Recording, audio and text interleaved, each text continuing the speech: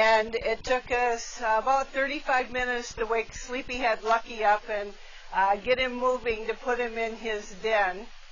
He finally did follow us, and he went into his den. And Lucky, as most of you know, he's our 7-year-old male. Lucky has never been an early riser. So maybe between 12:30 and 1, Lucky's just getting started, and he's ready to start his day. But 8 o'clock in the morning, 8:30 in the morning, he's like, don't bother me, I just don't want to be awake.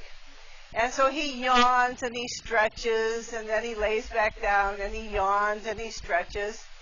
This morning, someone had given us some hazelnuts. Our bears love different types of nuts, but each have their favorite. Lucky's favorite is Brazil nuts.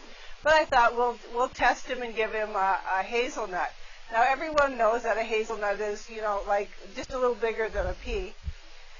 It took him 7 minutes to eat one hazelnut. He put it in his mouth. He rolled it around his tongue. He crunched it. He spit it out on his paw. He chewed it again, spit it back out. So it was pretty obvious that was not a favorite, but he eventually did eat it. So being the kind of the wise guy that I am, I bit off a piece of Brazil nut and threw that to him, and immediately he ate that.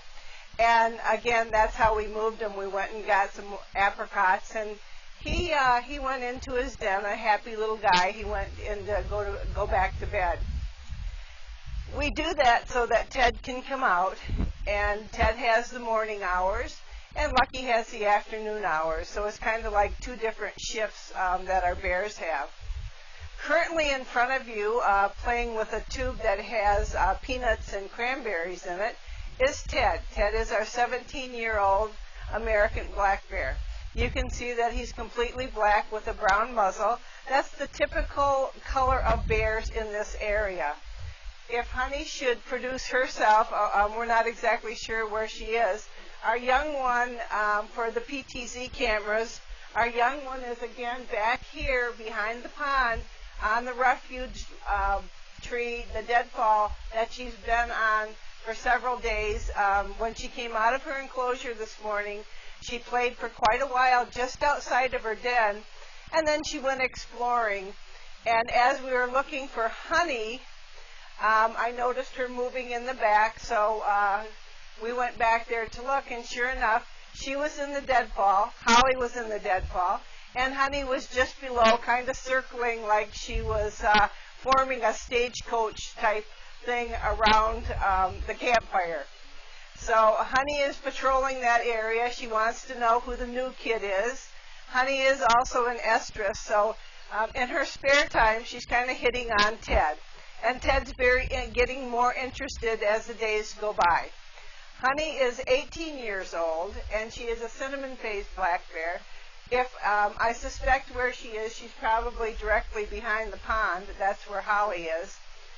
And she and Ted were raised together, and although they have never ever mated, she still goes into estrus. Ted does show some interest, but he has never tried to mate with her. Therefore, Honey has never had any cubs. So every bear that's here is not related. Honey, again, is 18 years old. Ted is 17 years old. Lucky came to us from a rehab facility in Wisconsin. He is our 7-year-old, and he's quite the jokester. He likes to get into mischief. He's our comedian, and he is a late sleeper.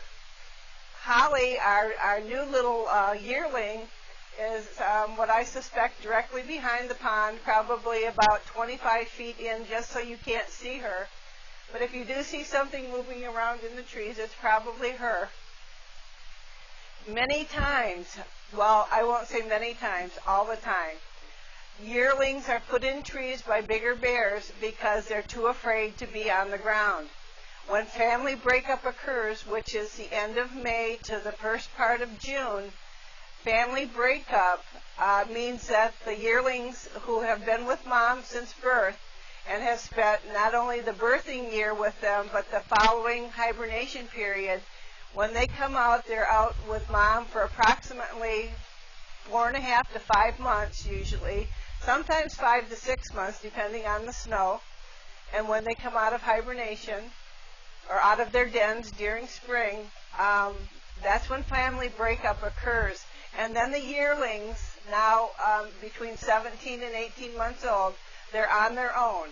The female, their mom has taught them everything that they need to know, where the safety trees are, the white pines, the red pines, the large trees that can hold their weight and not the branches don't break.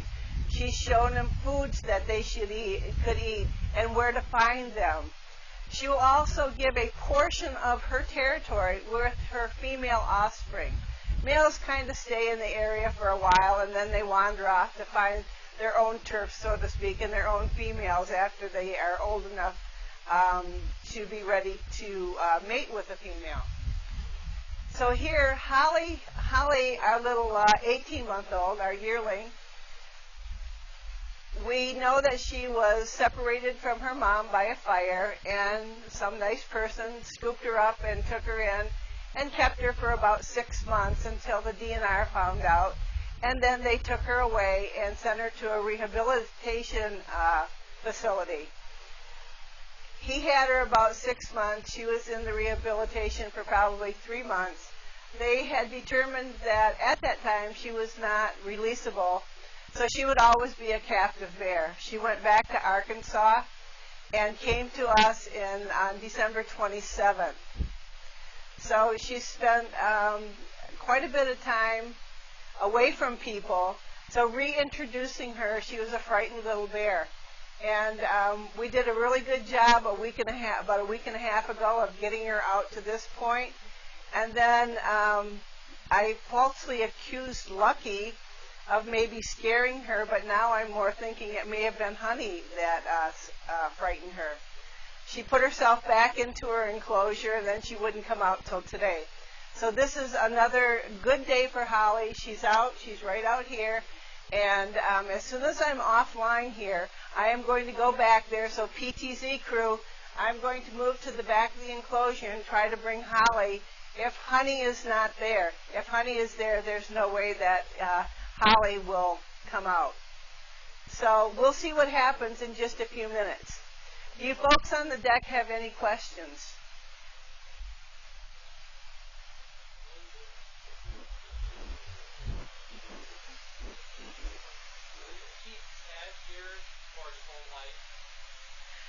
The question is, will we keep Ted here his whole life? We hope to keep Ted here his whole life. This is the bear's home. Ted and Honey have been here since 2007, and we hope that they'll still be here in 2025. Ted is 17 years old, so bears in captivity can easily live into their 30s, and some bears even into their 40s. Ted has a pretty good life here. We know that he needs his nap about 12:30, and so we put him back into his enclosure about 12:30.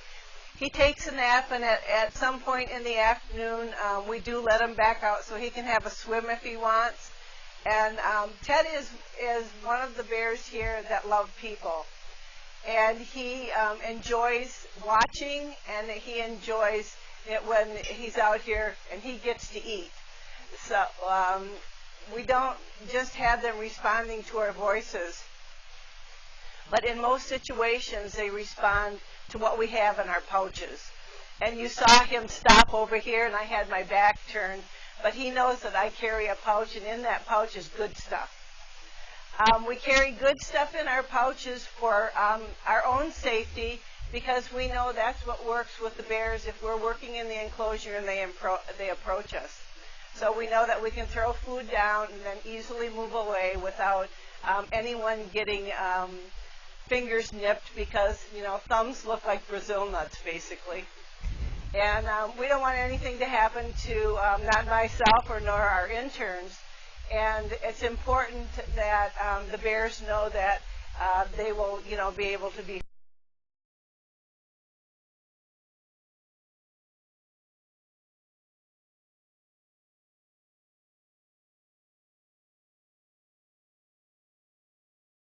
captive area because they can't fend for themselves. They're used to people feeding them. And even though they have 2.5 acres here, Lucky and Holly both eat what's in the woods here, and Lucky much prefers the wild food than what we can give him. An example is the hazelnut. I tried to give it to him, but he will quickly eat the hazelnuts growing on the shrubs out here in the wild. And we did a heavy planting last year of good stuff for them to eat. There's clover over here on this side. This morning I put clover and rye over on the mound, and they readily eat the grasses, especially Ted and Lucky. Honey will eat grass, but it's not her favorite. And right now, being an estrus, she's really not bothering a whole lot with food, which is to our advantage for her weight. So, do you folks have any other questions? Okay, well, I thank you for being here. I thank you, worldwide listeners and viewers, for watching us. I will be moving as soon as I put the microphone and units up and turn them off. I will be moving back to the rear of the enclosure and trying to get the little one to come out. Just as a note, remember, if Honey is back there, there is no possible way that the yearling will come out. If that happens, I'll just do a no, she's not coming out type thing, because we want her to be comfortable again. Our work is not ever going to end with her until she feels comfortable with the bigger bears and moving down to this area. So we had a nice breakthrough this morning again. I'm repeating this just to let everyone know. Holly is out. She is back here on the deadfall tree that she was at for 4 days last week.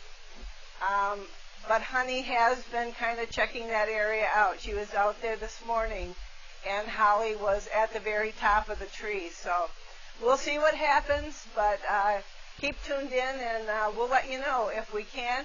Remember, if I go like this, then there's no way that Holly's probably going to come out.